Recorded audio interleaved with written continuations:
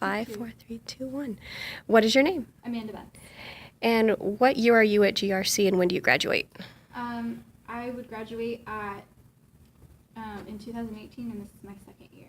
Got it. But when I finish, I'll have 3 certificates or 3 degrees and 4 certificates. Wow, that's awesome. And what are those certificates? I'll have a certificate in communications, and I'll have one in forensics fingerprinting, one in corrections, and one in policing. And my degrees will be an associate's in criminal justice, an associate's degree in fine arts, and just a general AA. That's awesome. And what are leadership positions you hold inside and outside of GRC? Outside of GRC, I'm a mentor on a website called 7 Cups of Tea, which is just kind of the place that you can go if you're feeling anxious or if you're struggling with personal problems that you don't necessarily have people you can reach out to. And I'm also the leader of the King County's chapter of I Am That Girl. Oh, that's awesome. And then inside school, I'm the president of the Criminal Justice Club. That's really cool. Okay, so how did you get involved in this whole Save Green River? On April 6th, my friend Megan came to me, Megan Velasquez, and she kind of gave me some information that I was unaware of. She talked about this thing called the PPP and potential program cuts, and up until that point, it had been very vague on any cuts that they were doing or if any. And so she just came to me and she said she was scared and she wanted help and we needed to look into it more. So we started PIRing information, we started asking around, talking to faculty who might know stuff about what's going on, and after we started to learn more stuff about it in the next day or two, we got together with a couple more of our friends and we just started telling people. We started handing out flyers, and the first date that we started our protest was April 8th. So in less than 3 days, we had over 150 people on a Facebook page who were all trying to coordinate more information and find out what was actually going on. That's awesome. And why do you care? And why did you get involved? Well, I got involved because Megan reached out to me and she cared. So I was like, what's going on? And so the more I looked into it, the more I realized that what was going on is wrong. There's misappropriation of funds in our budget. They're talking about cutting programs that turn profits because they're saying, and their reasoning for it is that there's a deficit, but they're going to put our school into a bigger deficit if they start cutting these programs. That's right. Good, yeah. And so what has being a leader taught you in this protest? You know, so far it's taught me that if you care enough about something and you share what you know, other people will care too. If you have enough passion and you really believe in what you're doing, other people will be drawn to your cause. And the more that they know, the more interest they have too. Because it's not just like, oh, we go to this place every day. This is our community. We make bonds here. We bond with our teachers here. This is a place of peace and enlightenment for all of us. And when any of that feels threatened, or they're saying that they're going to cut our programs that you're actively involved with, and a lot of people are running START students or they're new here, and if they cut our programs or they start to shave down classes that are part of our programs now, by the time we're done, what's going to be left? Or could you even graduate from here? Are you wasting your time? And some people have kind of wasted their time. I've had some students, like in GIS, who, and they were told certain things, and then those things didn't work out, and Well, I also know that some of the GIS students were told that they needed to finish their programs very quickly and forced to take 5 classes in a quarter, which is more than the maximum allowance too much. credits that they allow other students to take. So it's ridiculous. It's not nice. It's not nice. Okay. So how can other people who have never heard of this, who are at other colleges, whether they're students or faculty, how can they help? Well, right now I'm asking people to join the Facebook page, which is, if you go on Facebook, it's Save Green River with 2 exclamation points. It has over 750 people active on it right now, and we're just trying to reach out to the community and inform them, because the more that they're informed, the more that they're going to look at this stuff and realize the same thing that all of the students are realizing, that there are issues in our budget that don't make sense. They're saying that it's going to cost over $1 million to move one program across the street. It just doesn't make any sense. So the more that you start flipping through these budgets and numbers and realizing that it doesn't add up, or that their reasoning for cutting stuff doesn't make sense. They want to cut programs that make over $500,000 in profits. a year. And I'm just asking people to look at the evidence. And the more you look into it, we can do things like outreach. If you feel comfortable, you can outreach to the governor of Washington State, and you can outreach to the legislation, and you can start to send letters, or you can show up at rallies. There's always stuff on the Facebook page that you can get involved with. That's awesome. And so pretty soon you will be leaving. And so if this is not resolved, will you stay involved in this movement, and how so? I would like to. I really feel strongly about the cause here. I feel like this community college is a good place to be, and if we can get back to the grassroots of what this college has been for the last 50 years, minus the last 5 and 6,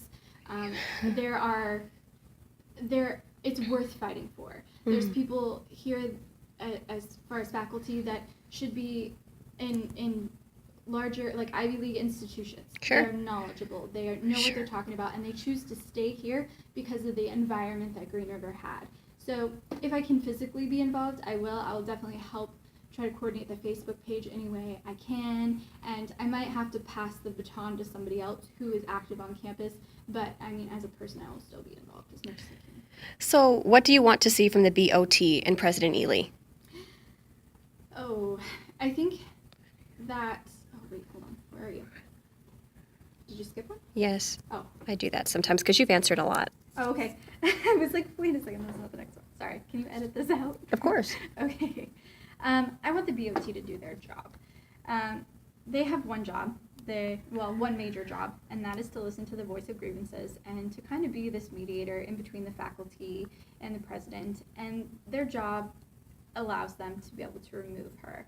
There have been multiple votes of no confidence in the president, and they've refused to even acknowledge those votes of no confidence, even though they're backed by union support. They have basically refused to do their jobs, and they've silenced students, and they've done a good job of covering their own selves without having to be responsible for what their jobs are. So I would like them to do their jobs and maybe step down if they feel like they are in a position where they couldn't remove Ely, and hand the baton to somebody else who could. That's awesome. And what do you want to see from GRC students in terms of involvement? I want to see everybody smile. I want to see them feel the power that comes with having your voice heard. I mean, we have the opportunity to get out there and to actually put our First Amendment right into use. Like, this is the perfect opportunity to stand up for something that you believe in, to stand up for the people that you care about, and I want to see, at the end of the day, I want to see them cry and hug and feel just overwhelmed with joy that as a collective group, we were able to make this happen, that their voice mattered and that they made a difference because all they did was step up and get involved, like holding a sign or standing out and yelling one day, or even just being present in a silent sit-in, or maybe just putting your name on a petition. No matter what you do to get involved with this, you're going to feel united and part of a collective group, and if we can move our group forward, I want them to feel heard. Thank you. And what can other community members do to help who are part of GRC currently? So other community members can also participate on the Facebook page. They can maybe write letters. They can come out when we do rallies and protests and support. I know that there's like fine lines where people are afraid.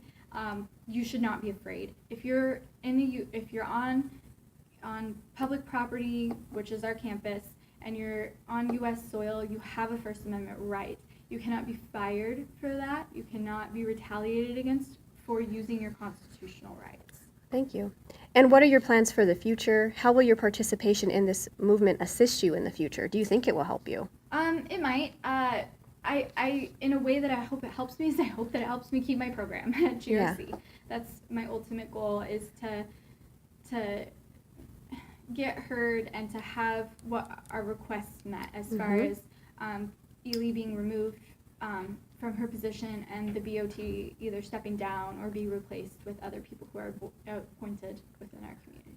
Do you think that there's a good chance of that? I hope so. I think so. I think that right now, due to recent actions and emails that are being sent out, I feel like our administration is backpedaling. They've contradicted themselves in many ways, saying that the program prioritization is not what they said it was for initially, and even if it, and the simple fact that if you look at the union contract, it's in violation of the union contract, and they're trying to say that it's not.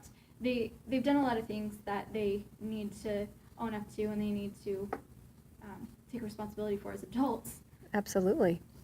And so number 15, how does GRC's current situation impact the community at GRC and the community at large? How are other people impacted by this? Well, if they do go through with what they're doing as far as the program cuts, it's going to change the financial and the economic income for Auburn, Maple Valley, Covington, and Kent, and other surrounding areas. I know that people come from Tacoma, and I know that people come from Pierce, and it might, Pierce County, and it might not affect those towns as much as ours, but there's housing that's used in the community where students come and they live in either the dorms on campus or the housing off campus. It's going to definitely affect them that way. And not only that, but the stores in the surrounding area that students who maybe not be able to drive have to purchase from, and gas stations in the community, and it's just really going to impact them. If they close all the programs that they say they're going to, students are going to reach for other outlets. They're going to go to different universities, they're going to go to different community colleges, and all in all, Green River's just shooting itself in the foot if they do make all these cuts. Thank you. Last question. What is the most important message to people listening to you right now who want to get students involved in leadership opportunities, or maybe they're students themselves and they want to get involved but really still don't know how, or maybe they're scared, because that seems to be one of the problems? Oh yeah, absolutely. My advice for you is to not be afraid. There are enough of us that are active and involved in this now that if they're going to cite or they're going to target one person, they're going to have to target all of us. And there's entirely too many people. There's over 750 people who are actively involved. Why do you think? What's the big difference between now and, like, let's say even last year, because there is more involvement from students now? Because we're bigger, we're louder, and there's more of us who are willing to stick our necks out there. Yeah. And if they target specific people, the people they're going to target are the leaders. And those people are brave enough and they're bold enough to stand up and say, I just got cited for this, and not keep it under wraps. And that's going to infuriate a lot of people, and it's going to cause a ruckus, and they're not going to want to deal with that. Yes. Awesome. Because you know that this has been going on for a while. Oh, yes. Because I've talked to a tenure instructor who said, she asked me, how are you feeling about this? And I said, well, it feels really big. Her response is, it's always been big. But the fact is, it wasn't this big, not in terms of student involvement. So that's why I'm wondering, and I think, is it just because you two ladies, you and Megan, you were sitting there, you were talking about this in class, and you decided to make something happen, and other people started to listen? I mean, what was the... We actually did something, though. I mean, it's one thing to just sit around and talk. It's another thing to be like, come here, and then ask, will you come? I know that it's during your class time, or it might be in between classes. Do you have 5 minutes to come listen, and sign a paper, and figure, and we invited people to come get educated. And this is a place where everyone wants to get educated. They want to know more. They're seeking answers. And the more answers that we could provide to them, and the less fearful you are about presenting the facts, the more that people are going to listen. I think that that's very true. Thank you. You're welcome.